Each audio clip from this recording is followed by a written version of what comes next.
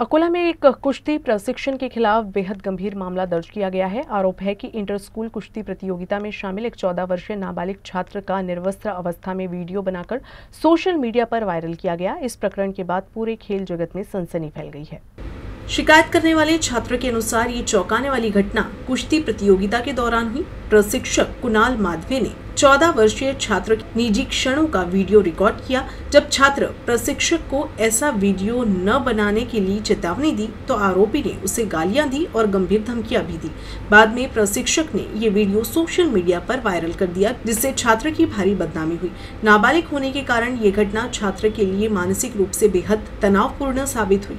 पीड़ित परिवार ने तत्काल खदान पुलिस थाने में शिकायत दर्ज कराई। पुलिस ने मामले की गंभीरता को देखते हुए आरोपी प्रशिक्षक कुणाल माधवे के खिलाफ तुरंत अपराध दर्ज किया है। हा त्याचा वजनाचा ट्रायल देत होता।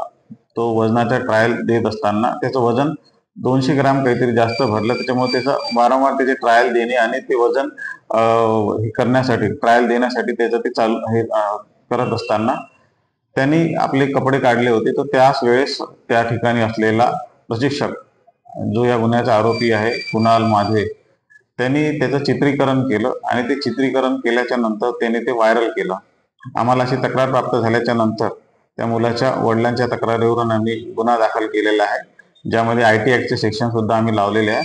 आम्ही तात्काळ त्या आरोपीला ताब्यात घेतलं। त्याच्याकडून तो जो मोबाईल आहे तो सुद्धा आम्ही जप्त केलेला आहे आणि आमची पुढील कारवाई सुरू आहे। मी याद्वारे सर्वांना आवाहन करू इच्छितो की सोशल मीडियाचा जो वापर आहे तो अतिशय जबाबदारीने सर्वांनी केला पाहिजे। सोशल मीडियावर कुठलंही एखादं विवादात व्हिडिओ किंवा फोटो व्हायरल झाल्याच्या नंतर त्यानंतर त्याच्यावरची गुन्हे दाखल होणे आणि अनेक त्यानंतर अडचणी होऊ शकतात। त्यामुळे प्रत्येकाने सोशल मीडियाचा जबाबदारीने वापर करावा असे मी आपल्या सर्वांना आवाहन करतो।